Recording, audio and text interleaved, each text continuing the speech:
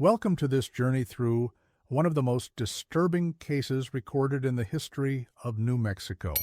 Before we begin, I invite you to leave in the comments where you're watching from and the exact time you're listening to this narration. We're interested in knowing what places and what times of day or night these documented accounts reach. The year was 1881, Fort Sumner, New Mexico Territory, a small settlement nestled in the arid landscape of what was still considered the Wild West. July 14th, a night that would forever be etched in the annals of American frontier history. The official records state that Henry Macabre, better known as William H. Bonney, or simply Billy the Kid, was shot and killed by Sheriff Pat Garrett at Pete Maxwell's ranch house. A clean shot to the chest in a darkened room. The outlaw was buried the next day at the old military cemetery. Case closed. Or so the history books would have you believe. What happened that night in Fort Sumner has been recounted countless times. The young outlaw, barely 21 years of age, with supposedly 21 kills to his name, though historians now believe the number was closer to 8 or 9. The sheriff who once rode alongside him, now his executioner. A simple story of frontier justice. But in 1962, when Fort Sumner's old county archives were being relocated to a new facility, a small leather-bound journal was discovered wedged behind a filing cabinet. The journal belonged to James Miller, a deputy who worked under Sheriff Garrett in 1881. What this journal revealed contradicts almost everything we know about one of the most infamous deaths in American history. The discovery was kept quiet, too quiet. The journal was transferred to the New Mexico Historical Society, where it remained untouched until 1967, when historian Margaret Dawson stumbled upon it while researching frontier law enforcement. According to institutional records obtained during a review of the Society's acquisition logs, Dawson specifically requested materials related to Lincoln County War aftermath. The journal was delivered to her among several boxes of miscellaneous documents. Society employee Thomas Whitfield later recalled in a 1968 interview with the Santa Fe New Mexican that Dawson's reaction upon discovering the journal was immediate and visceral. She went pale, Whitfield stated, asked for a private research room, and remained there until closing time. Dawson returned daily for 2 weeks, taking extensive notes and photographing pages. What she found was disturbing enough that her subsequent paper on the subject was never published.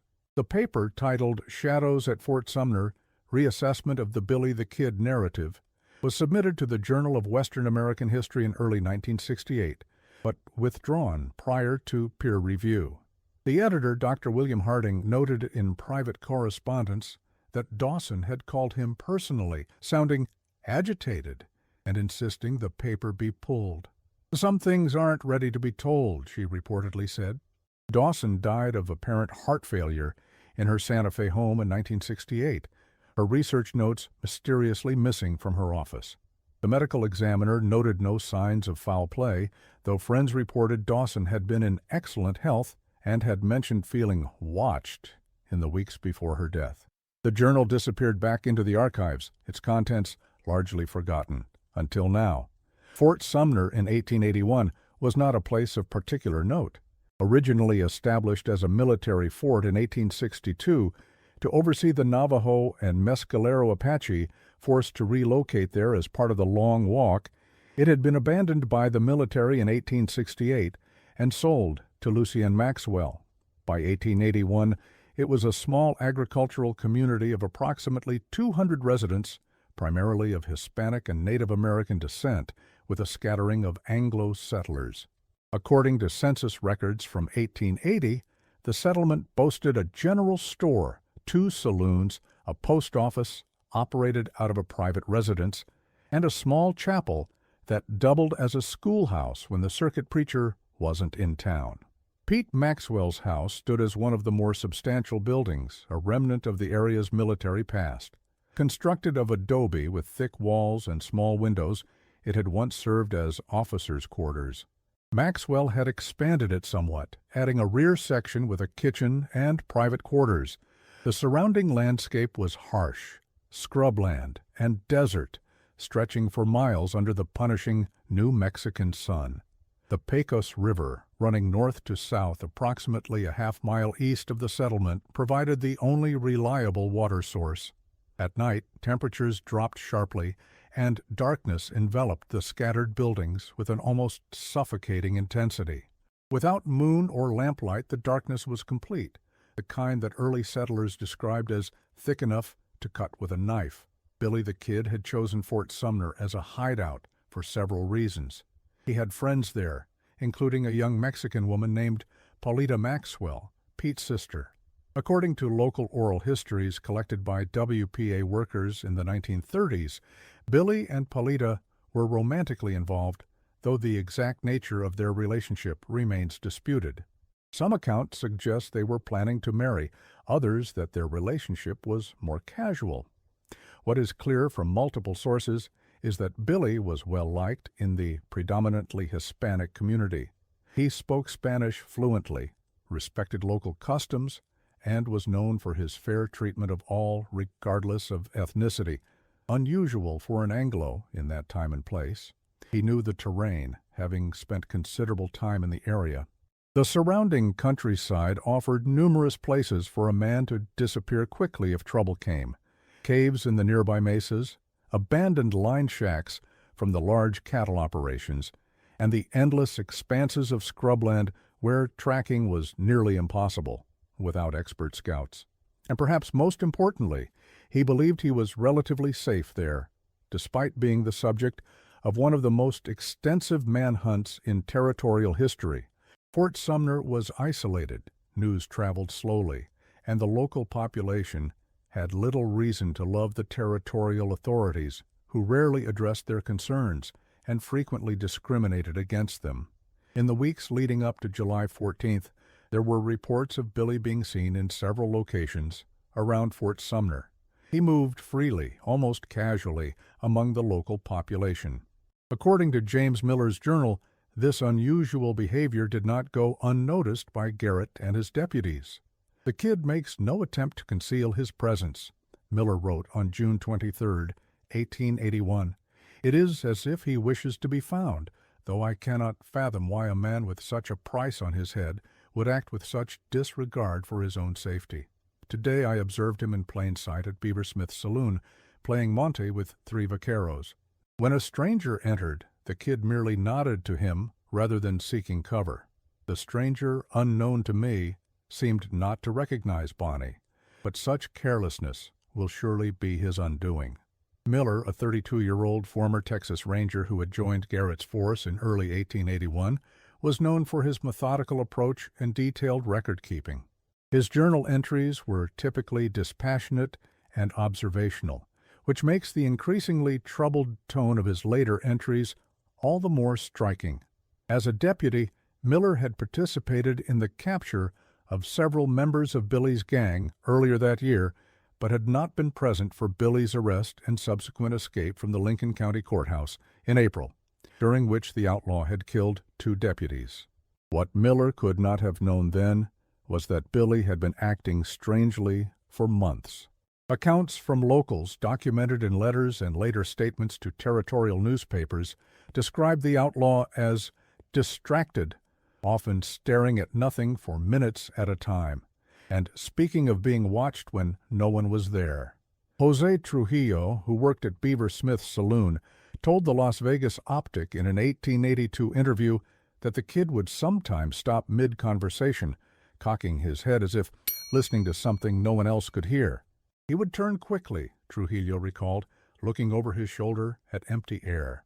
When I asked what troubled him, he would laugh and say it was nothing, but his eyes told a different story. One particularly telling account came from Juan Patron, a local friend of Billy's and a respected community leader who described meeting the outlaw on the outskirts of Fort Sumner in early July. He was not himself, Patron later told a journalist from the Las Vegas Gazette in 1882. His eyes kept darting to the shadows. When I asked what troubled him, he said only that they were closing in but would not say who they were. I assumed he meant Garrett and his men, but something in his manner suggested otherwise. He asked me strange questions about the old stories, legends from before the Americans came, about doorways in the earth and those who might use them. I told him such things were just tales to frighten children. He nodded, but did not seem convinced. Patron's account is particularly significant because he was known as a man of education and standing, not given to exaggeration or superstition. A former territorial legislator and advocate for Hispanic land rights, he had been a moderating influence during the Lincoln County War. His obvious discomfort when discussing his final conversations with Billy suggests he heard something that deeply troubled him. The official narrative has always maintained that Billy's presence in Fort Sumner was motivated by his relationships and comfort in the area.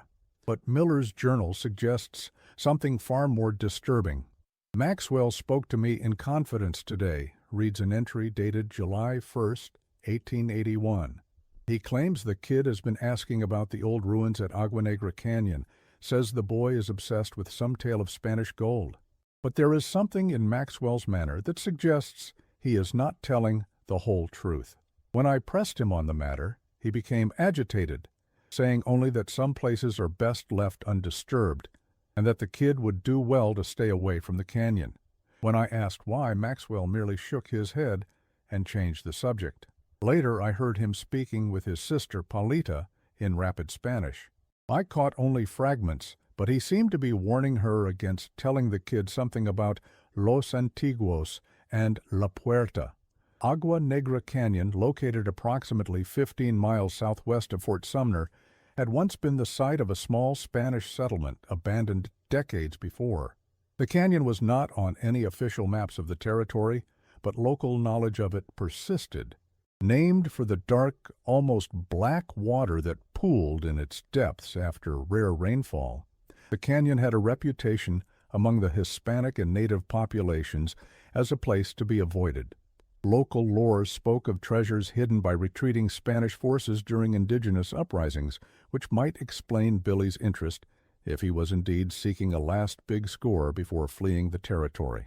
But according to previously unpublished correspondence between Miller and a fellow deputy named Thomas Williams, Billy's interest in the canyon had nothing to do with gold. Williams returned from patrol near the canyon, Miller wrote on July 3rd. Says he found evidence of someone camping in the old stone cabin, fresh ashes, food scraps. More disturbing were the markings on the walls, circles and lines that Williams says resembled nothing he had ever seen before. When I asked if it could be Indian signs, he said no Indian he knew would make such marks. He made a rough sketch for me, which I enclose here. The design suggests something astronomical, perhaps, though I am no expert in such matters. Williams also reported finding a shallow pit dug in the cabin floor, as if someone had been searching for something beneath. Most curious was his discovery of several pages torn from a book in Spanish, too weathered to read clearly, but with similar designs drawn in the margins. The sketch Miller mentions was not found with the journal when it was discovered in 1962, nor were any of the other enclosures he references throughout his entries. Whether these items were deliberately removed or simply became separated over time remains unknown. Williams, described in territorial records as a scout and deputy in Garrett's employ, was of mixed Anglo and Apache heritage. His familiarity with indigenous symbols lends weight to his assessment that the markings were not of Native American origin. The Las Vegas Gazette described Williams in an 1880 article as a man who straddles two worlds, as comfortable in Apache camps as in American settlements, and noted his reputation as a tracker who could read sign others missed entirely. What were these markings, and why was Billy so interested in an abandoned settlement in a remote canyon? The journal doesn't provide clear answers, but it does record that on July 7th, a local rancher reported seeing Billy riding hard toward the canyon, as if the devil himself were in pursuit. The rancher, identified only as Mendoza in Miller's journal, said he called out to the kid but received no acknowledgement. He rode as one possessed, Mendoza reportedly told Miller. His horse was lathered and breathing hard, but still he spurred it on. I have seen men ride so to escape death, but never toward an empty canyon with nothing of value. As July 14th approached, the atmosphere in Fort Sumner grew increasingly tense. Miller's journal entries become more erratic, with mentions of strange lights seen on the horizon toward the canyon and sounds that carry on the night air, like voices but not voices. There are references to cattle found dead with no apparent cause, and dogs in the settlement howling through the night. The locals will not speak of it, Miller wrote on July 10th. When pressed, they cross themselves and turn away. Maxwell's housekeeper, an old Apache woman, told me today that the kid has awakened something that should have remained asleep. When I asked for clarification, she spat and made a sign with her hand I have not seen before. La puerta, she said, está abierta ahora. The door is open now. Miller's entry for July 11th describes his own journey to the edge of Agua Negra Canyon, though he did not venture into its depths. I rode out at first light, telling Garrett I wished to scout the area for signs of the kid. In truth, I sought to see for myself what might be in this place that has caused such disquiet. The approach is unremarkable, scrubland giving way to rocky terrain, then the sudden drop of the canyon walls. But even at the rim, there is a strange quality to the air, a stillness that seems to swallow sound. I sat my horse for perhaps half an hour, looking down into the shadows below. Saw nothing unusual, yet could not bring myself to descend the trail that switchbacks to the canyon floor. Something in that stillness warned against it. As I turned to leave, I thought I heard my name called very faintly, as if from a great distance. There was no one in sight in any direction. I did not linger. What exactly was happening in Fort Sumner during those summer days of 1881? The conventional historical record makes no mention of these occurrences, but Miller's journal is not the only source that hints at something unusual. A letter discovered in 1965 in the personal effects of a Fort Sumner resident named Maria Gutierrez, dated July 12, 1881, and addressed to her sister in Santa Fe reads, "People say it is because of Billy, because of what he found in the canyon. Pete, Maxwell will not speak of it, but I have seen his face when the subject arises. There is fear there, sister. Not the kind of fear a man has for another man, but the fear one has of things that cannot be explained. Last night, the dogs would not stop their howling until dawn. This morning, Senora Vigil found her chickens dead in their coop, not eaten or taken, just dead with their eyes open. The old ones say it is like before, in the time of our grandparents, when the people of Agua Negra brought something back that should have stayed buried. Father Garza has been called for, but he is 2 days' ride away. I fear he will arrive too late." This letter, preserved now in the Gutierrez family collection at the New Mexico State Archives, provides independent confirmation of the unusual atmosphere Miller described. Maria Gutierrez was known in the community as a practical, no-nonsense woman who ran a small boarding house. Her matter-of-fact description of events, without embellishment or obvious superstition, lends credibility to her account. The night of July 14th, according to the official account, was clear and moonlit.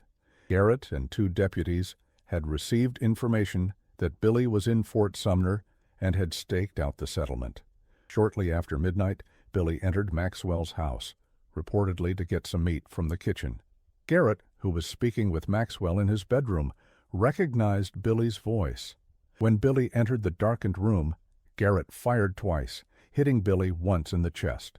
The kid died without speaking a word, but Miller's account differs significantly. "Garrett ordered us to surround Maxwell's house at sundown," he wrote. "The kid was not yet there, but Maxwell was certain he would come. What troubles me is Maxwell's insistence that we must wait inside the house in darkness. When William suggested we might better apprehend the kid on his approach, Maxwell became agitated, saying, 'He must be taken inside. It must happen here.' Garrett seemed to understand something I did not, for he nodded and said, 'It ends tonight.' The tone of his voice sent a chill through me. This was not merely about capturing an outlaw. There was something more at stake. Maxwell's sister, Paulita, was sent to stay with neighbors despite her protests. The old Apache housekeeper refused to remain in the house, saying she would sleep in the stable. "Blood inside, not outside," she told Maxwell in broken English. "Must be inside." According to Miller, Billy did not arrive until well after midnight. The deputy described how the night grew unusually quiet as the hours passed. No coyotes calling, no night birds, not even the sound of insects. "The silence pressed against the walls like a physical thing," he wrote. Inside, Maxwell paced, pausing occasionally to peer out into the darkness. Garrett sat motionless, his pistol on his lap. No one spoke. It was as if we were awaiting not a man, but some judgment. But what is most disturbing is his description of the kid's appearance. He came on foot, not on horseback, as would be expected. His approach was direct, with no attempt at stealth. When he passed by my position at the window, I saw his face clearly in the moonlight. I have seen men face death before, have seen the gallows fear and the battlefield terror. What I saw in the kid's face was neither of these. There was knowledge there and a terrible resignation. His eyes, I cannot describe what I saw in his eyes, save that I know I will see it in my dreams until my dying day. He paused briefly, looking up at the moon, then toward the distant outline of mesas that hid the canyon. He nodded slightly, as if confirming something to himself, then entered the house. No weapon was visible in his hands. Miller's account of what happened inside the house is fragmented and confused. He describes hearing voices, though he cannot make out the words. Then a silence, so complete it was as if the world itself held its breath. The sound of Garrett's pistol was swallowed somehow, muffled as if fired under water. When Miller entered the room, he found Billy on the floor, a bullet wound in his chest. Garrett stood over him, pistol still raised. Maxwell was pressed against the far wall, his eyes fixed not on the kid, but on the window, where nothing but the night was visible. The kid's eyes were open, but the life was gone from them. His lips were moving, though no breath passed them. Garrett saw this too, for he leaned down as if listening. What the dying man might have said, I cannot know. But when Garrett straightened, his face was ashen. "It's done," he said to Maxwell. "God help us all, but it's done." Miller noted that neither man seemed to celebrate the death of the territory's most wanted outlaw. There was no satisfaction, no relief, only a grim, almost fearful tension. "Garrett instructed me to summon Dr. Finney from the old infirmary," Miller wrote. But his words rang hollow, for it was clear the kid was beyond medical help. Maxwell merely nodded, his eyes still fixed on the window.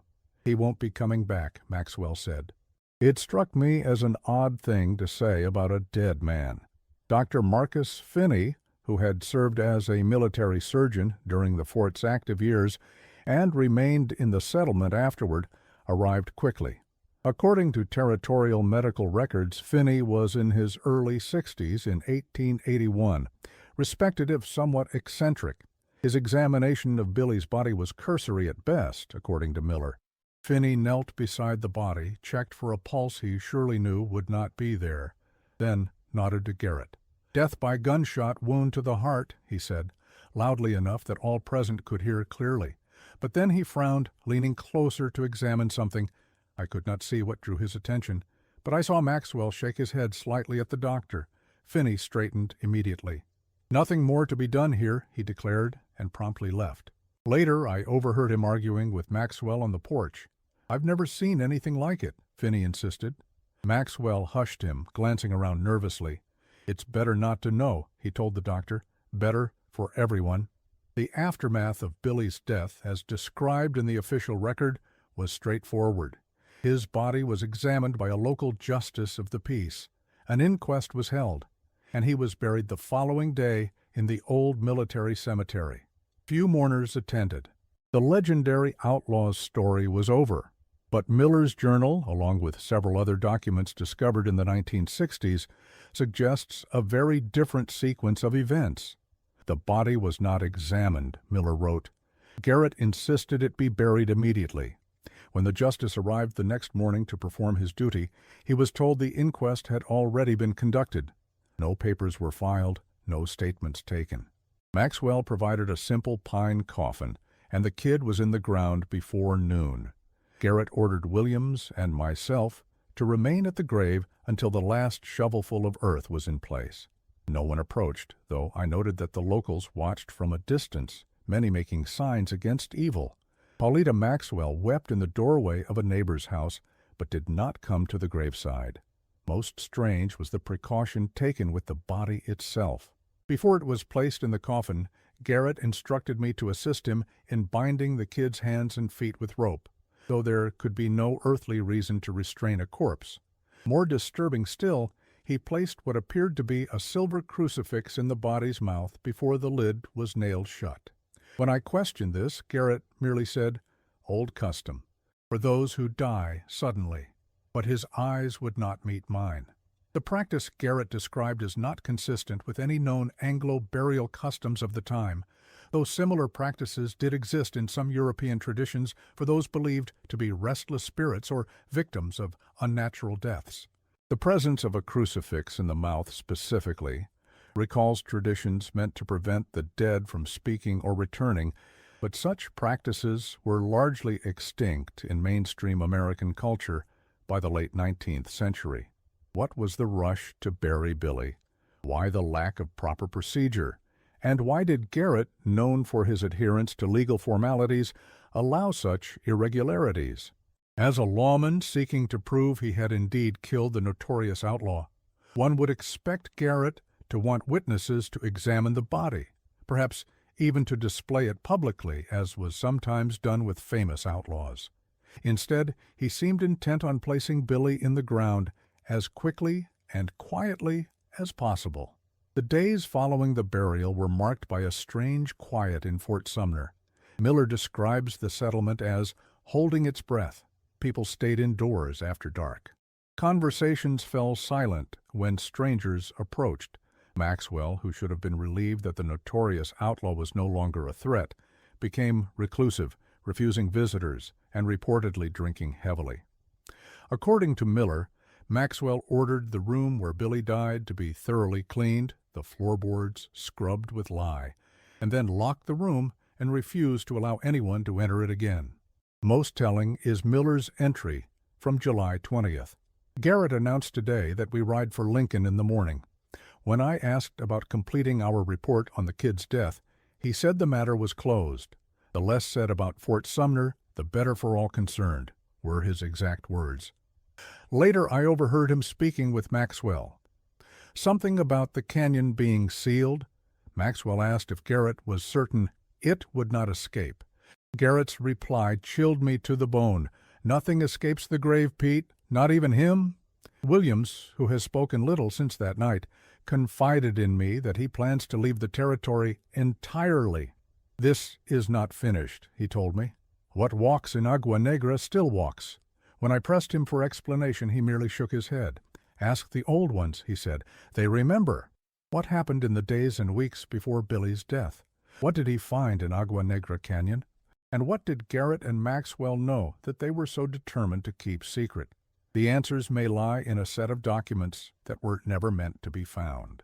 In 1963, during renovations to the old Maxwell House, by then a historical site, workers discovered a small metal box sealed within a wall cavity. The discovery was documented in the renovation contractor's report to the New Mexico Historical Preservation Office, though with minimal detail. A box found in north wall of main bedroom during removal of damaged adobe. Contents transferred to site supervisor. The site supervisor, Edward Salazar, initially treated the find as just another artifact of the house's long history. But upon opening the box, he realized its contents might be significant.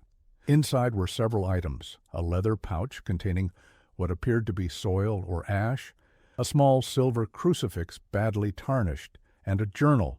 The journal, written in Spanish, belonged to an unnamed Franciscan monk and dated from 1768.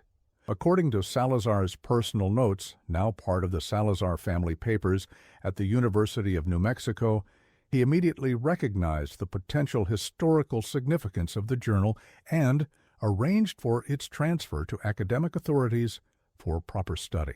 The journal was sent to the University of New Mexico for translation and analysis. Dr.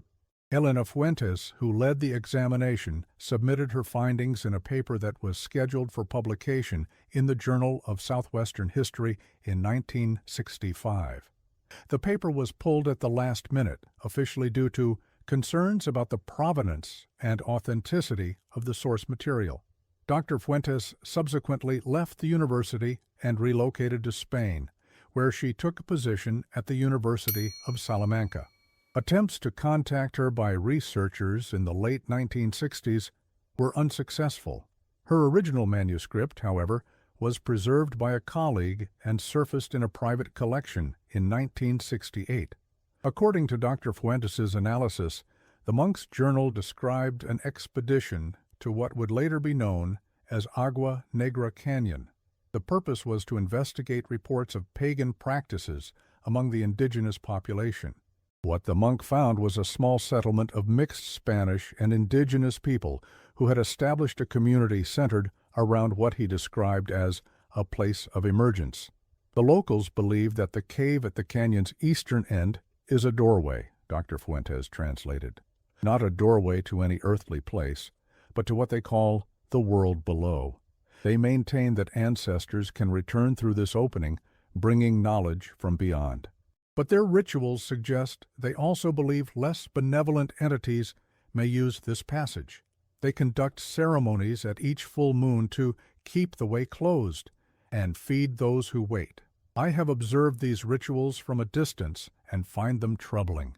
They slaughter a black goat and spill its blood at the cave entrance, then seal the opening with a mixture of clay, ash, and what appears to be ground bones.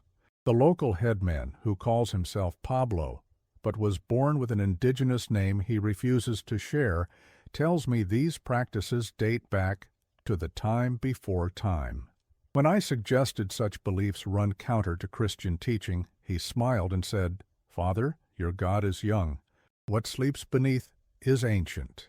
The monk described rituals performed to keep the doorway sealed, and his growing concern that these practices represented a syncretism of Catholic and indigenous beliefs that bordered on heresy.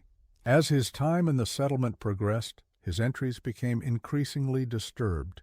He wrote of dreams in which he heard voices calling from the depths of the cave, speaking in languages unknown to him. He described the settlement's inhabitants as nervous, always watching the cave entrance as if expecting something to emerge. And most troublingly, he noted that several children had gone missing, with their disappearances explained away as taken by coyotes or wandered into the desert. His final entries indicate he had requested additional priests to help cleanse the settlement. What occurs here is not merely paganism, but something darker, he wrote. I fear the blood rituals do not prevent evil but sustain it. Something waits in that cave, something aware and hungry. I have heard it in my dreams, calling my name, promising knowledge, if only I would enter. I resist, but my resolve weakens with each passing night. I have written to Father Superior Domingo requesting immediate assistance and authorization for more extreme measures. The cave must be permanently sealed, the rituals ended. Until help arrives, I will continue to document what I observe, though it sickens my soul to do so. The journal ends abruptly in mid-sentence. Last night I approached the cave alone, against all good judgment. In the moonlight, I saw what appeared to be writing on the rock face beside the entrance, symbols that seemed to shift and change as Historical records confirm that a Spanish military expedition was dispatched to the area in late 1768, reportedly to deal with indigenous unrest. The settlement was abandoned shortly thereafter, its inhabitants relocated or, more likely, killed. The official report, preserved in archives in Mexico City, makes no mention of religious concerns, describing the action simply as pacification of hostile elements. However, a letter discovered in the Archivo General de Indias in Seville from Father Superior Domingo to his superiors in Mexico City suggests a different motivation. The situation described by Brother Alejandro is grave indeed. If even half of what he reports is true, the settlement must be cleansed not merely for the glory of God, but for the safety of all who dwell in these territories. The expedition departs within the week. I have instructed Captain Vega that the cave must be sealed completely, with no possibility of reopening. Brother Alejandro himself, I fear, may be beyond salvation. Captain Vega understands he may be required to take extreme measures. What connection could this 18th century event have to Billy the Kid's death in 1881? A partial answer comes from an unexpected source, Pete Maxwell's personal correspondence, discovered among family papers donated to the New Mexico State Archives in 1966. In a letter to his brother in St. Louis, dated August 1881, Maxwell wrote, "The matter we discussed regarding the kid has been resolved. Garrett performed his duty, though he does not know the full truth of it. It is better this way. Some knowledge is too heavy a burden. I have sealed the old Spanish papers back in their place in the wall. May God forgive me, but I cannot destroy them. Perhaps someday someone will need to know what lies in the canyon should the seals fail again. The Apache woman tells me the signs are good, the boundary holds. But for how long?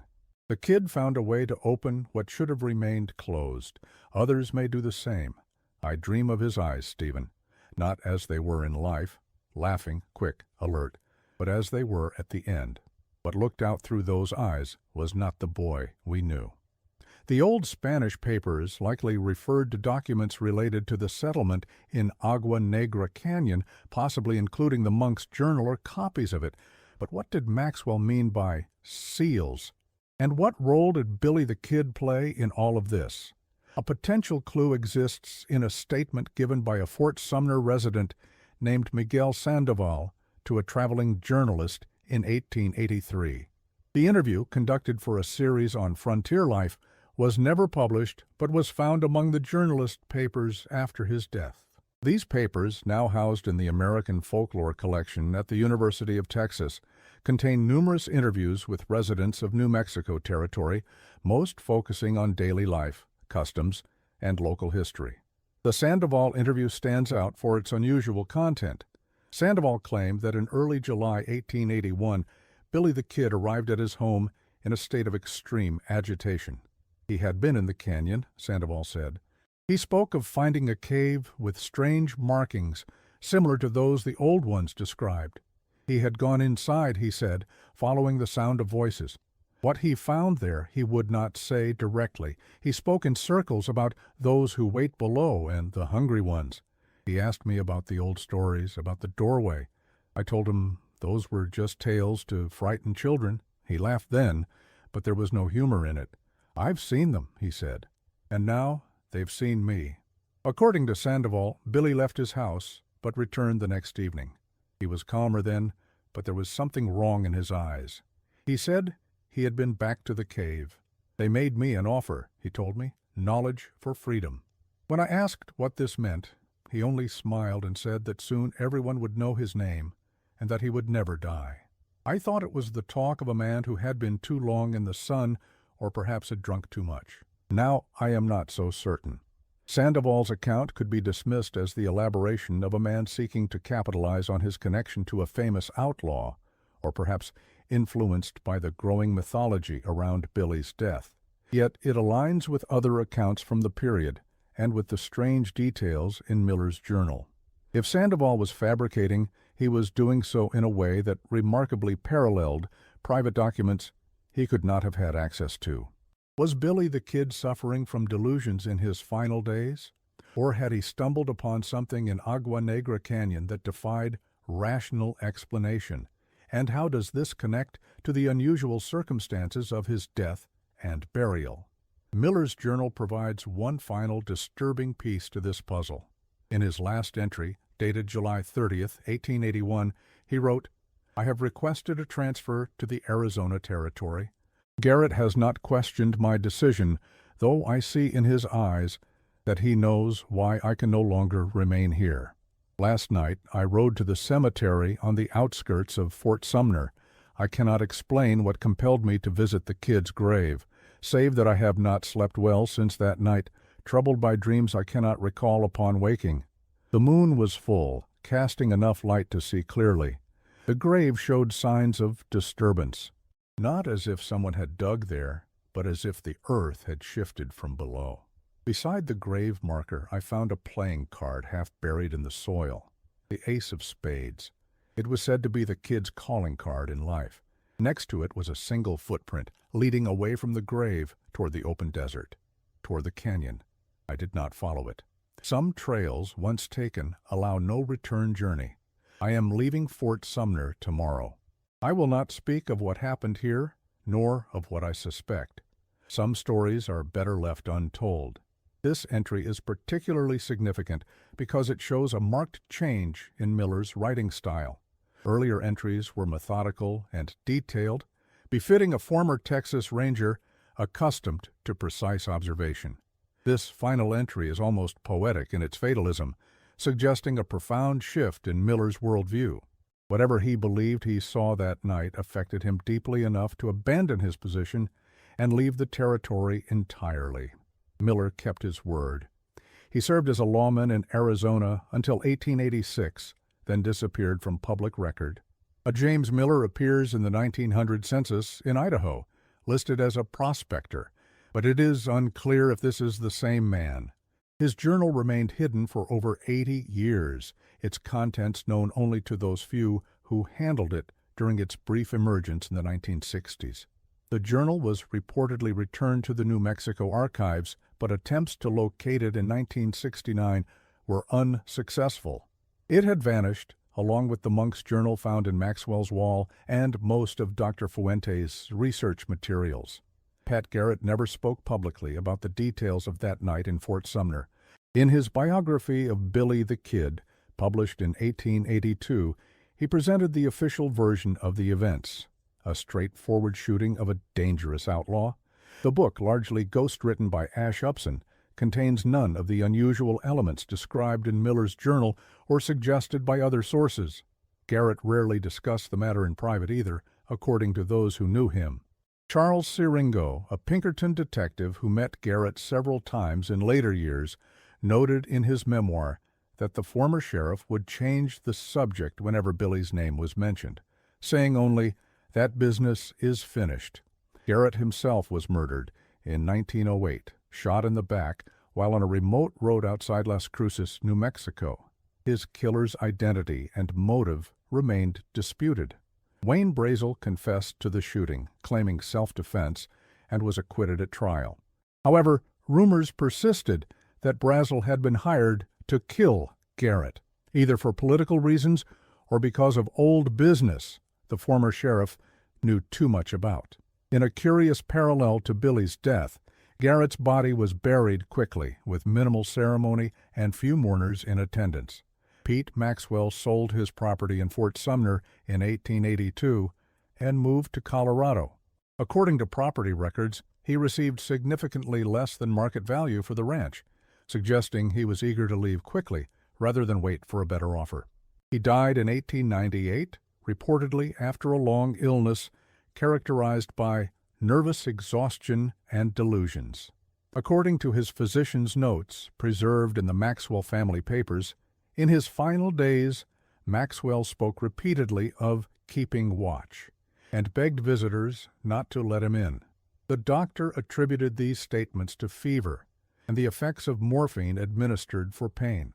Maxwell's sister Paulita, who had been rumored to be romantically involved with Billy, never married. She lived until 1929, maintaining until her death that there was more to the story of Billy's end, though she refused to elaborate when pressed. Agua Negra Canyon remains a remote and seldom visited location in present-day New Mexico. It does not appear on most maps, and local guides are reportedly reluctant to take visitors there.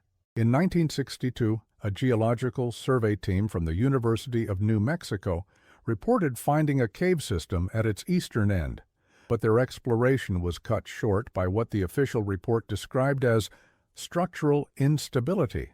Unofficially, team members spoke of unusual acoustic phenomena and disorienting effects that made accurate mapping impossible.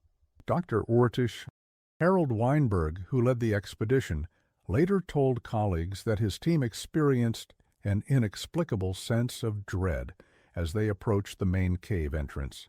"It was as if we were being watched," he reportedly said, "not by anything visible, but by something aware and deeply hostile." The cave entrance was later declared unsafe and sealed by the State Geological Service. The grave of Billy the Kid became something of a tourist attraction in the decades following his death. The original Fort Sumner Cemetery was washed away in a flood in 1904, with many graves, including Billy's, lost to the waters of the Pecos River. A new marker was erected at the reconstructed cemetery, though it is unlikely it stands over the outlaw's actual remains. Perhaps, as Miller's journal suggests, those remains were no longer there to be found. The new headstone has been stolen and replaced several times over the years. Local lore maintains that possession of a fragment of the original marker brings bad luck, with several supposed owners experiencing unusual accidents or unexplained illnesses.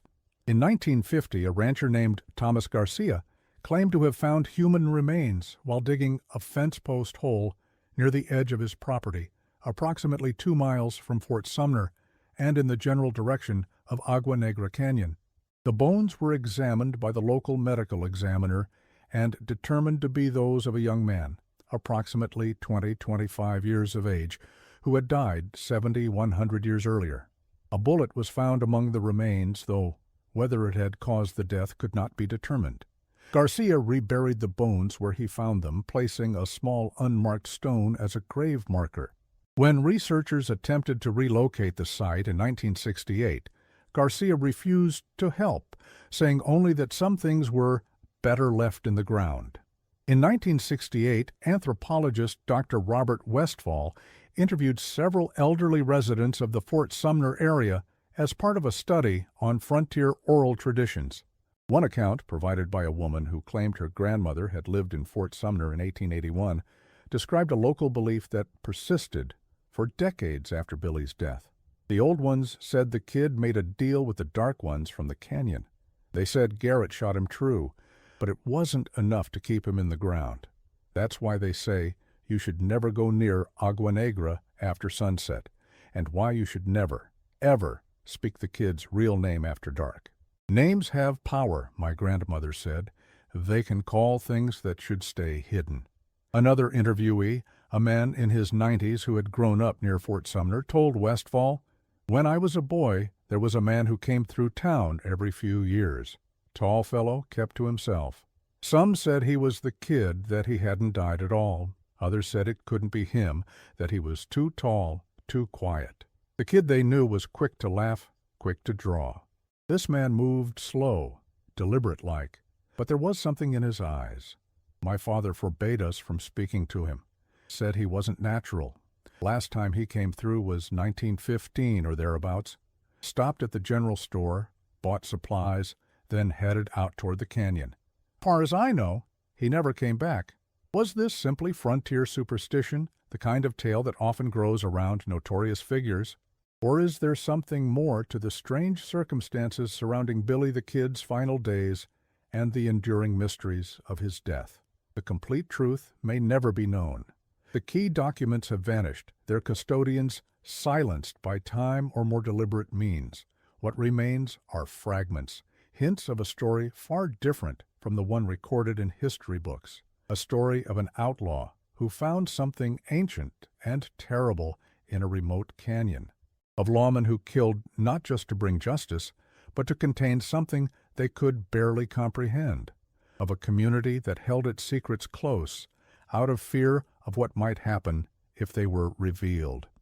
And perhaps somewhere in the high desert of New Mexico, in a canyon seldom visited and avoided after dark by those who know the old stories, something still waits. Something that remembers a young outlaw who discovered its resting place and made a bargain he didn't fully understand. Something patient that measures time not in years or decades, but in centuries. As James Miller wrote in his final journal entry, "Some trails, once taken, allow no return journey, and some stories are better left untold." But in the dark corners of history, In fragmented documents and half-remembered tales, the echoes of these stories remain, waiting for someone to piece them together, waiting perhaps for someone to speak a name that hasn't been forgotten after all. In 1969, a small archaeological team from Eastern New Mexico University conducted a brief survey of Agua Negra Canyon. Their permit allowed for surface examination only. No excavation was authorized. The team consisted of 4 graduate students led by Dr. Michael Landon, an assistant professor of anthropology specializing in pre-Columbian settlements. According to the official research proposal, their objective was to document any evidence of Spanish colonial or indigenous habitation and to assess the site for future, more comprehensive study. After 3 days, the team abruptly packed up and left, their survey incomplete. The official report cited logistical issues as the reason for the premature termination. University records indicate that Dr. Landon requested the remaining research funds be reallocated to other projects, an unusual move given the time and effort already invested in securing the site permit. Dr. Landon submitted his field notes as required, but declined to be interviewed about the expedition. His notes, preserved in the university archives, are remarkably sparse given his reputation for detailed documentation. They mention finding evidence of a small settlement, foundations of adobe structures, scattered pottery fragments consistent with late 18th century Spanish colonial style, and what appeared to be the remains of a small chapel or mission building. The notes make no mention of a cave or any unusual features, despite the Geological Survey team's documented discovery of such features 7 years earlier. Landon left his position at the university shortly thereafter and reportedly relocated to the East Coast. Colleagues described his departure as sudden and uncharacteristic.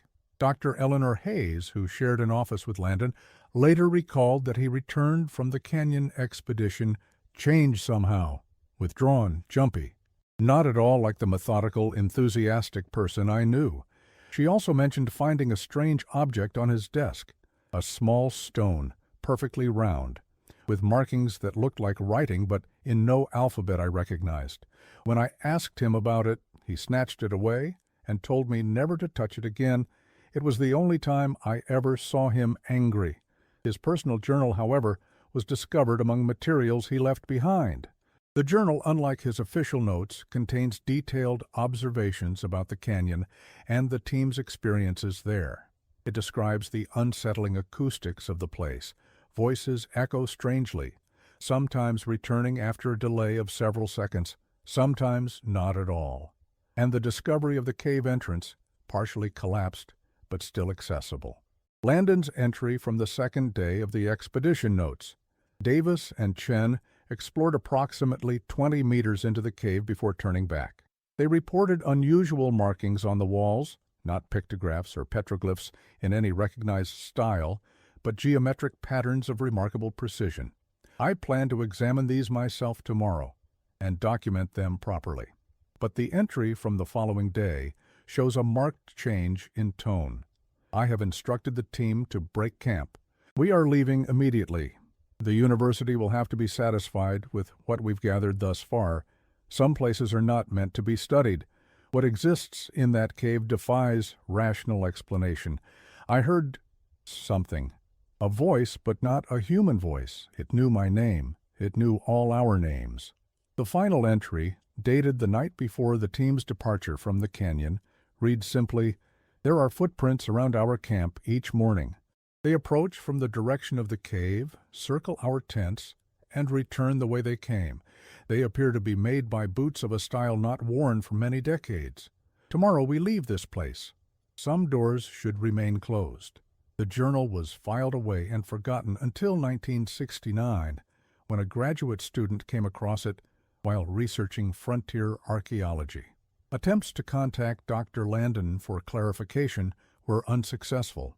The journal itself disappeared from the university archives shortly after being rediscovered. Like so many pieces of this strange story, it vanished just as its significance was being recognized. In the years since, other researchers have attempted to investigate the Agua Negra site and the unusual circumstances surrounding Billy the Kid's death. Most have been hampered by the disappearance of key documents, the reluctance of local residents to discuss the canyon, and in some cases, by more direct obstacles. In 1972, historian David Marshall secured permits for a comprehensive survey of the canyon, including the cave system. 2 days before his scheduled departure, his research materials were destroyed in an office fire, attributed to faulty wiring. The only item salvaged was a map showing the canyon's location, which was found to differ significantly from official topographical surveys. The discrepancy was never explained. In 1975, documentary filmmaker Susan Reyes began production on The Billy the Kid Conspiracy, which would have explored alternative theories about the outlaw's death, including the strange accounts associated with Agua Negra Canyon. After conducting preliminary interviews in Fort Sumner, Reyes reported being followed by an unmarked vehicle and receiving anonymous phone calls warning her to leave the past buried. Production was abandoned after financial backers unexpectedly withdrew their support. Most recently, in 1967, paranormal investigator Raymond Dietz claimed to have visited the canyon and experienced profound temporal distortions near the sealed cave entrance. His self-published account describes finding a weathered playing card, the ace of spades, at the site, and hearing what he described as whispered conversations in antique Spanish and another language I could not identify. Dietz's account is largely dismissed by serious researchers due to his history of embellishment and focus on supernatural explanations. However, his description of the canyon's geography matches historical accounts, suggesting he did at least visit the actual location. And so the mystery remains, buried in lost documents and fading memories. What really happened to Billy the Kid? What did he find in Agua Negra Canyon in those final days of July 1881? And what secrets lie behind the official story of his death? Perhaps it is better not to know. Perhaps, as James Miller concluded, some stories are better left untold. But in the whispers of the desert wind, in the shadows that gather in remote canyons as the sun sets, the echoes of those untold stories linger, waiting, watching, remembering. And sometimes on dark nights when the moon is hidden and the stars seem distant and cold, those who live near Agua Negra Canyon say they can hear the soft sound of footsteps passing by their homes, the distinctive sound of spurred boots, walking with purpose toward the desert, toward the canyon, toward whatever waits there in the darkness below. They do not look outside when they hear those footsteps. They do not speak the name of the young outlaw who some say found a way to cheat death itself. Instead, they lock their doors, draw their curtains tight, and wait for morning. For in the light of day the world makes sense again. History is just history, stories are just stories, and the dead remain safely in their graves until night falls once more.